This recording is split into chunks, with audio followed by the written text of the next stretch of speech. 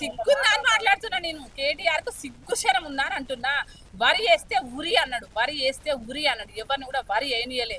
ఎక్కడో ముక్కుపోయిన బియ్యం ఇచ్చిండు పేదవాళ్ళకి. అసలు ఇల్లులు ఇవ్వలేదు. ఇల్లులు ఇస్తాను డబల్ బెడ్రూమ్ల పేరు మీద లక్షలు తిన్నారు. ఎవ్వరికి కూడా ఇవ్వలేదు.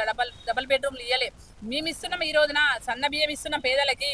రైతులకు పక్షాన నిలబడి వరి పంట పండించండి, పేదవాళ్లకు మంచి అన్నం పెడదాము, పురుగుల అన్నం కాదు, మంచి అన్నం తినిపిద్దాం అనేసి మేము కదా ప్రజల పక్షాన ఆలోచించేది, పేదవాళ్ళ పక్షాన ఆలోచించేది, రైతుల పక్షాన ఆలోచించేది, మహిళల పక్షాన ఆలోచించేది. మాకు వచ్చిన 2 సంవత్సరాలల్లా మేమెంత అభివృద్ధి చేసినాము. 10 సంవత్సరాల అధికారంలో మీరు ఉండి మీరేం చేసిళ్ళు?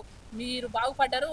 లాస్ట్కి వచ్చేసరికి అవన్నీ బయట పడేసరికి చెల్లెని బయట గెంటేసినావు, అయ్యను ఫామ్ హౌస్కి అంకితం చేసినావు. నువ్వు ఇక ఇష్టం ఉన్నట్టు దందాలు చేస్తున్నావు. నువ్వేం చేస్తున్నావు నీకు అర్థం కావట్లేదు కేటీఆర్. నువ్వు పాదయాత్ర పేరు మీద ఊర్లు తిరుగుతున్నావు, జిల్లాలు తిరుగుతున్నావు. జాగ్రత్తగా ఉండు బిడ్డ. ఎక్కడో ఒక దగ్గర నీ ముక్కు చెవులు మాత్రం కోస్తారు. నువ్వు విచిత్రంగా మాట్లాడుతున్నావు, అడ్డదిడ్డంగా మాట్లాడుతున్నావు, నోటికి ఏదో వస్తే అది మాట్లాడుతున్నావు. జాగ్రత్తగా ఒళ్ళు జాగ్రత్త పెట్టుకొని మాట్లాడు కేటీఆర్ అంటున్నావు.